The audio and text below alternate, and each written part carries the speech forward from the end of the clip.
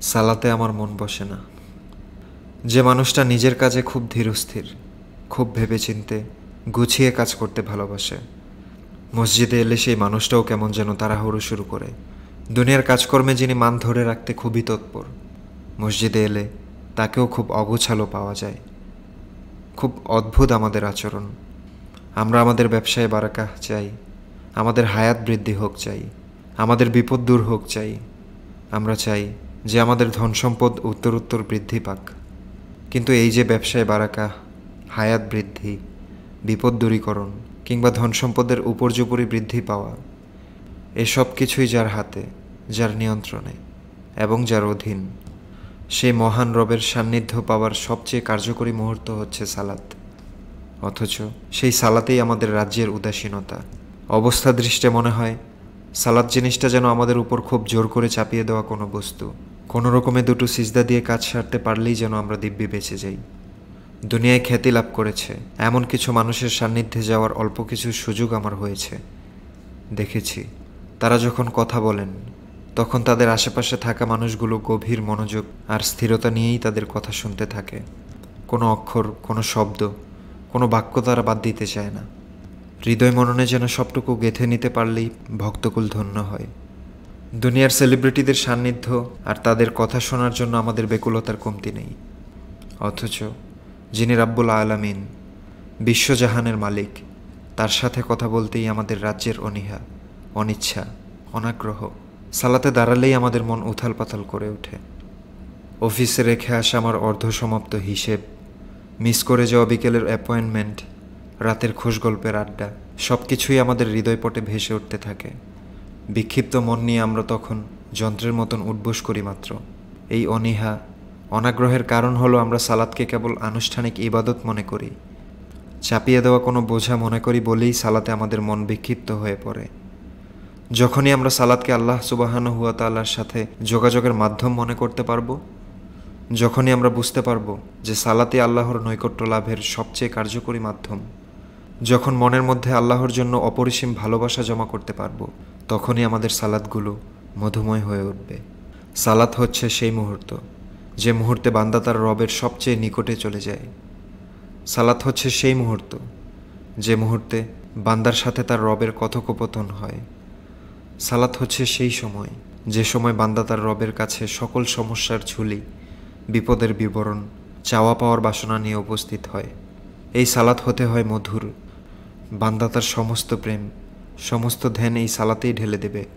যোগের বিবর্তনের ফলে আমাদের সমস্যার সমাধানে নতুন নতুন মাত্রা যোগ হচ্ছে। ডিপ্রেশনে ভুগলে আমরা এখন কানে হেডফোন গুঁজে দিয়ে গান শুনি, প্রিয় কবির লেখা বিরহের কবিতা ওরাই।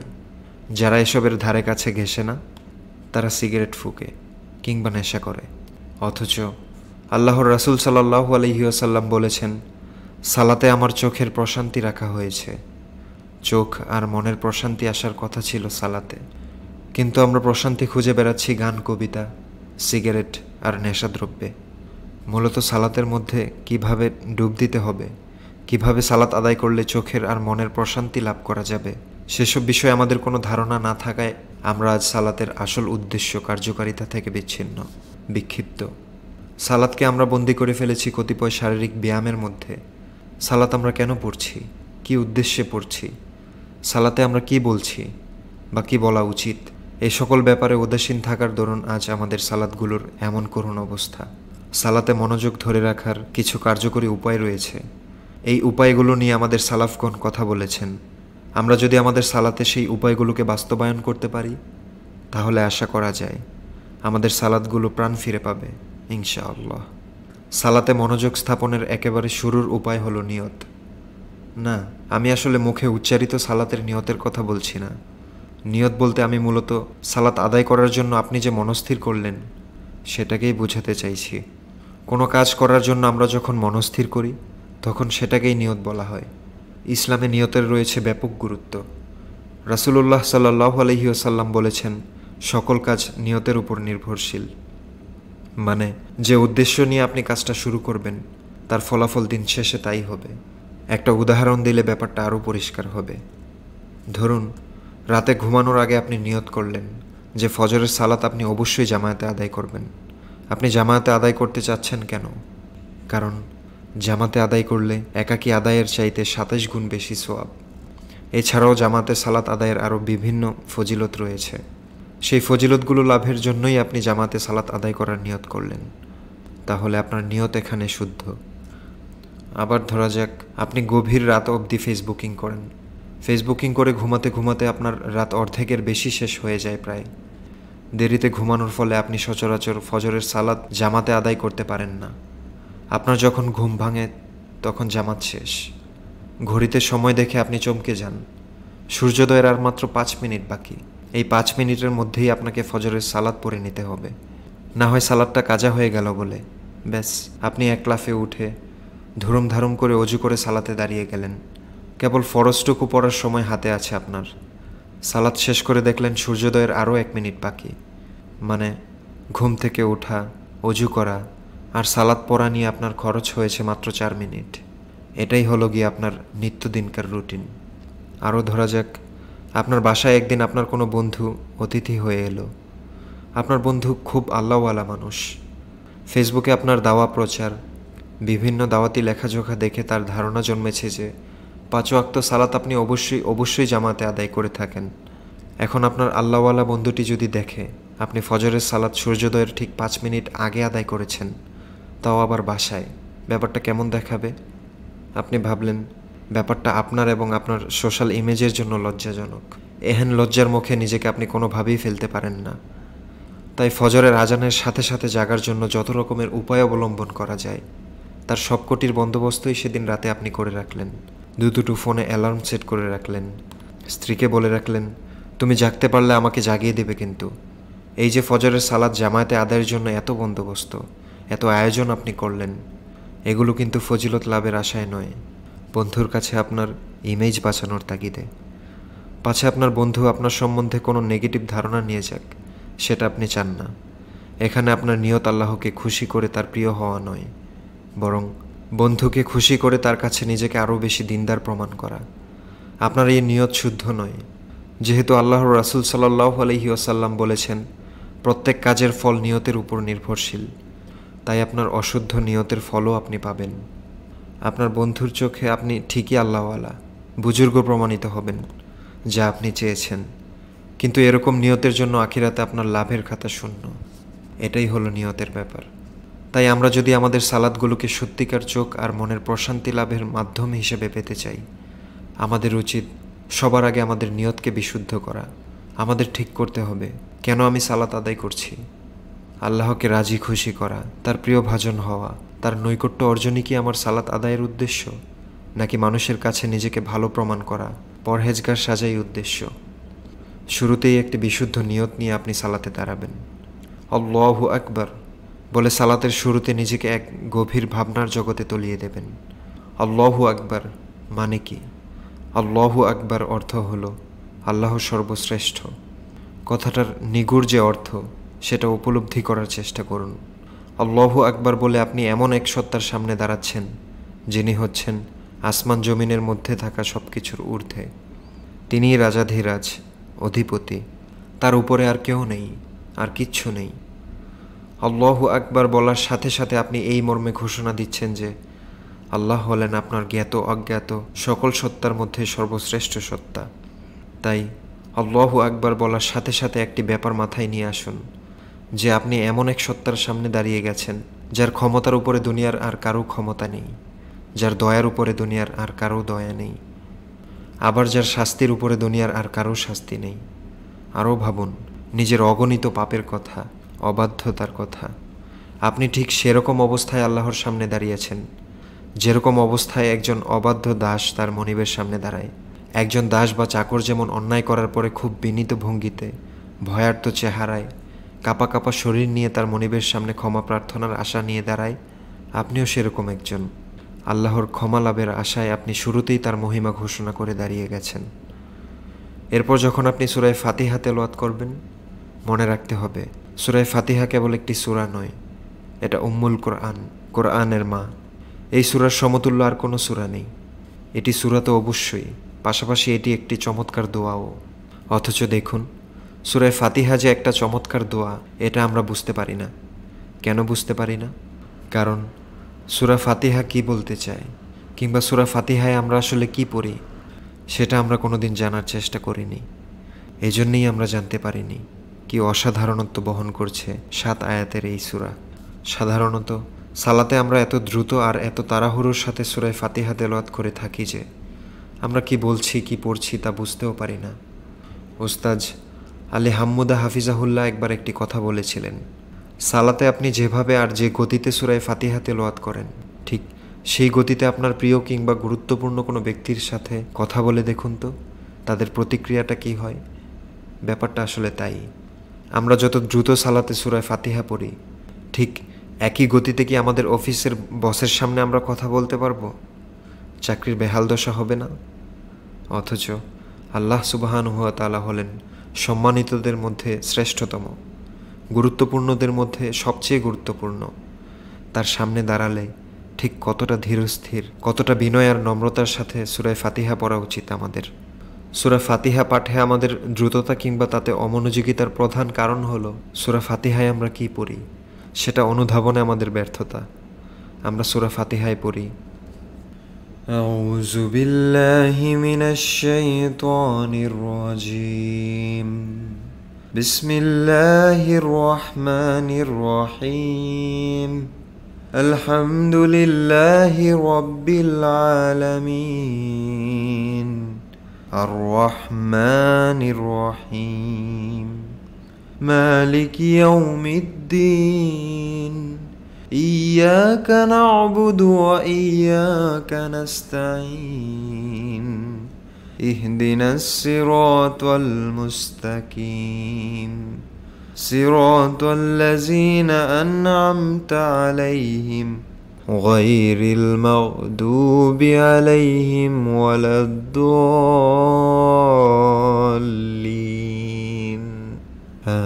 আমিন। আলহামদুলিল্লাহি রাব্বিল আলামিন। সমস্ত প্রশংসা আল্লাহর জন্য, যিনি জগৎসমূহের প্রতিপালক। আর রহমানির রহিম, পরম করুণাময়, অসীম দয়ালু। মালিকি ইয়াউমিদ্দিন, বিচার দিনের মালিক। ইয়্যাকা না'বুদু ওয়া ইয়্যাকা নাস্তাঈন, আমরা কেবল তোমারই ইবাদত করি এবং কেবল তোমার কাছেই সাহায্য প্রার্থনা করি। ইহদিনাস সিরাতাল মুস্তাকিম, আমাদের সরল পথে পরিচালিত করুন। সিরাতাল লাযীনা আন'আমতা আলাইহিম, তাদের পথে যাদের আপনি করুণা করেছেন। গায়রিল মাগদুবি আলাইহিম ওয়ালাদ-দাল্লিন, তাদের পথ নয় যারা অভিশপ্ত হয়েছে। সালাতে সূরা ফাতিহা তেলাওয়াতের ব্যাপারে খুব সুন্দর একটা হাদিস আছে। ওই হাদিস থেকে জানতে পারি সূরা ফাতিহা তেলাওয়াতের সময় আল্লাহ সুবহানাহু ওয়া তাআলা আমাদের কথাগুলোর জবাব দেন। বান্দা যখন বলে আলহামদুলিল্লাহি রাব্বিল আলামিন, তখন আল্লাহ বলেন আমার বান্দা আমার প্রশংসা করেছে।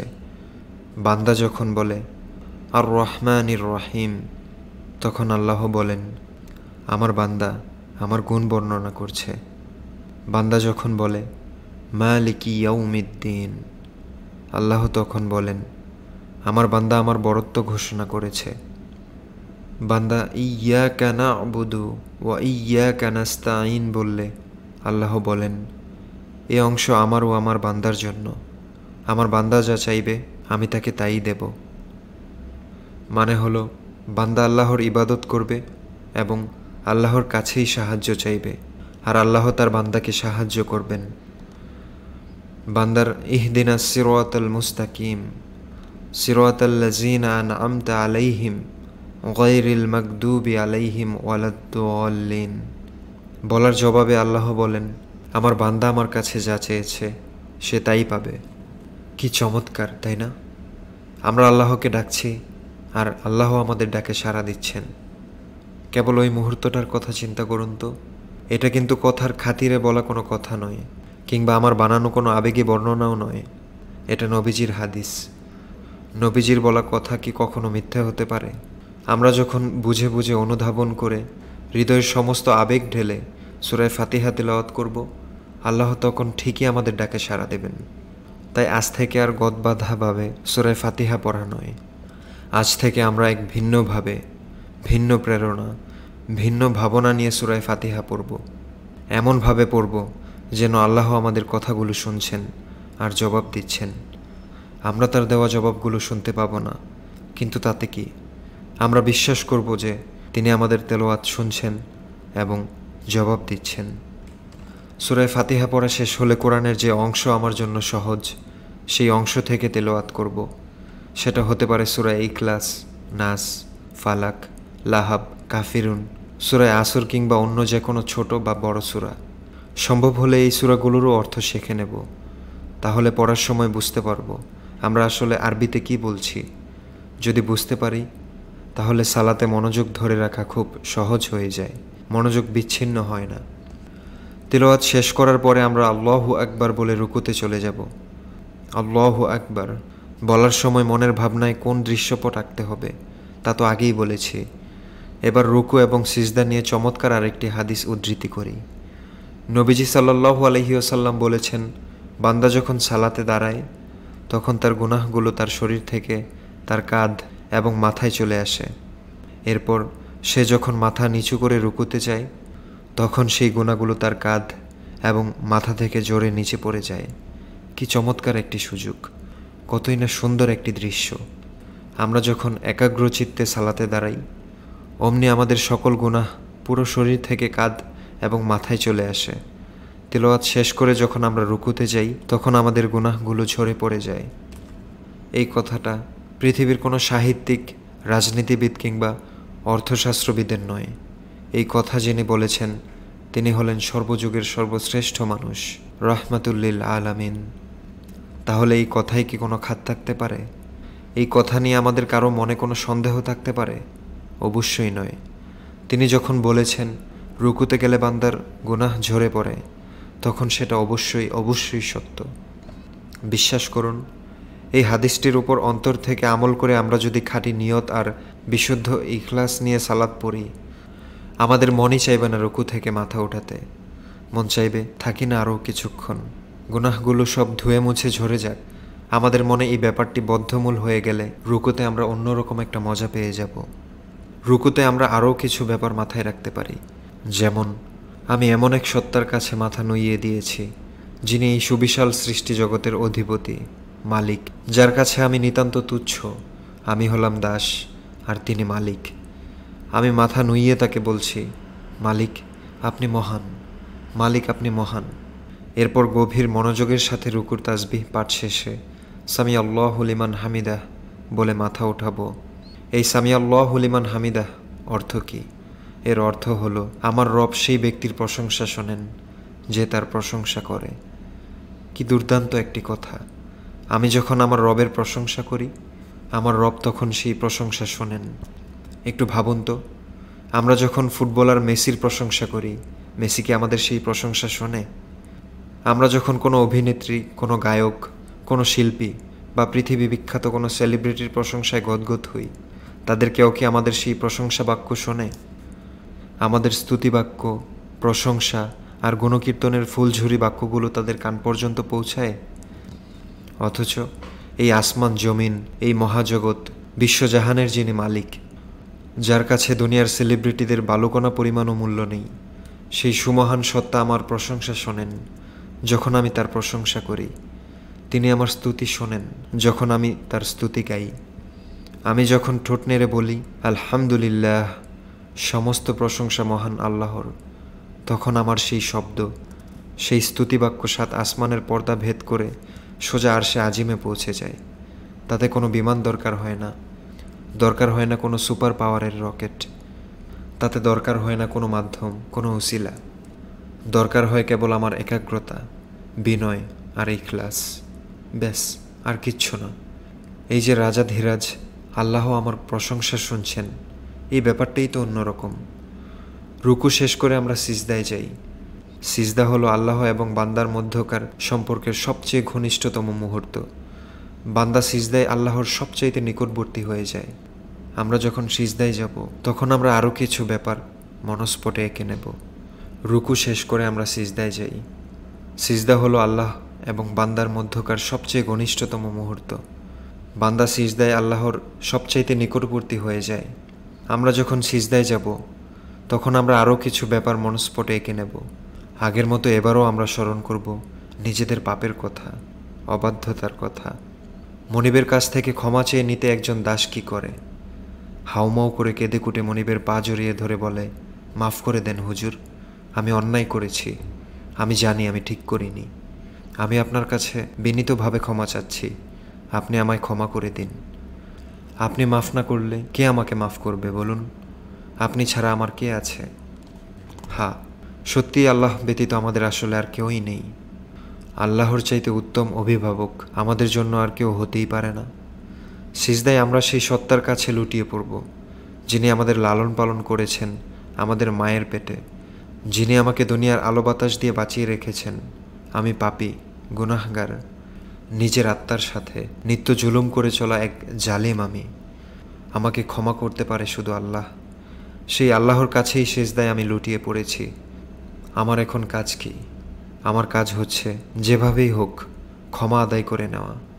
বাচ্চা যেভাবে মায়ের কাছ থেকে বুকের দুধ আদায় করে নেয়, ক্ষুধা পেলে সে যেমন হাউমাউ করে কান্না জুড়ে দেয়, ঠিক সেভাবে গুনাহের ভারে নুইয়ে পড়া এই আত্মাকে জাহান্নামের লেলিহান আগুনের শিখা হতে বাঁচাতে আমাকেও কাঁদতে হবে, হু হু করে কান্না, চোখের জল ফেলতে হবে, বলতে হবে, আল্লাহ, আমি পাপ করতে করতে নিজেকে পাপের অতল সাগরে ডুবিয়ে ফেলেছি।